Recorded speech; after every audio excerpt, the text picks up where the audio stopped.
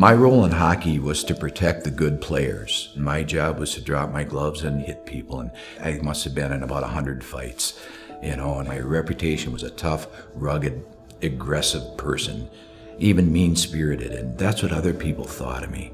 And I remember the words I heard Brooke. She said, "Right now, Billy, you're a character. I hope someday you'll have character." I grew up in White Bear Lake in the 50s, and my mom and dad split up when I was 4 years old. And not having a father figure in my life, the sports team, the coaches that I had, kind of became my salvation. I felt accepted there. I felt like I was wanted.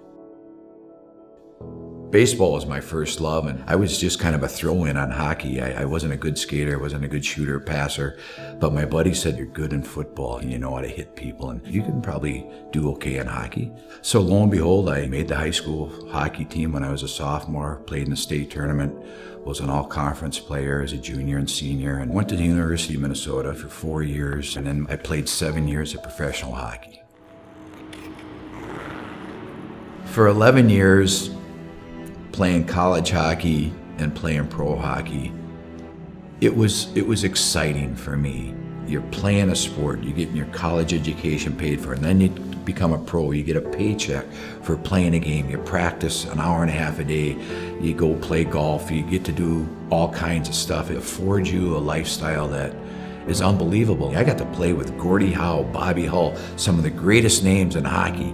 It was really a dream come true. It was something that a lot of people just wish they could do. Play pro sports, get a paycheck. I had everything that a hockey fan would want, but I lost my soul.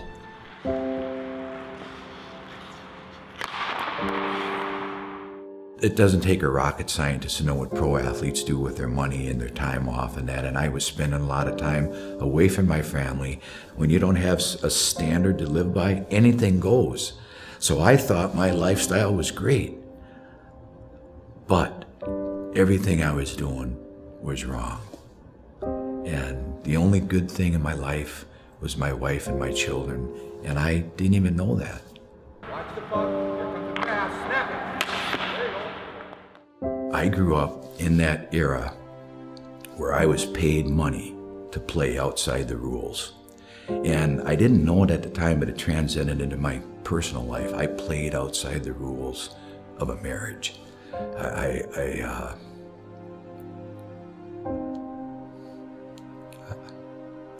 wasn't a good husband, and I wasn't a good dad. I had 3 beautiful children and a beautiful wife. But the bad thing about me was I was a good liar. So no one in my family knew the double life I was living, but I just did things that aren't conducive to a good marriage. In 1980, my career was coming to an end, and my teammate with the Minnesota North Stars saw that. He invited me to a hockey camp. It was a Christian hockey camp. I didn't want to go, but I knew my life was falling apart, so I went reluctantly. When I went to the camp, I saw things I never saw in the hockey rink. Kids were reading Bibles, they were singing songs about Jesus. It was unbelievable, something that I'd never seen in my life. After these boys were hounding me for 3 days to participate in the Christian stuff, I finally gave in and went to a chapel. I heard a song about Jesus. I heard a message about salvation, about God wanting to come into my life. And then these same boys invited me to their group that night, and they prayed for me. They told me that Jesus was the toughest guy that lived, and that I could have him as my Lord and Savior. And I got down on my knees, and those boys put their hands on me and prayed with me the prayer of salvation. I couldn't wait to get home to tell my wife what happened. So I go home and I said, "Debbie, I got some great news. I invited Jesus in my life, and he's my Lord and Savior. And I'm so excited." And she was excited for me. I said, "That's a good news. Here's the bad news. I've been unfaithful for 7 years."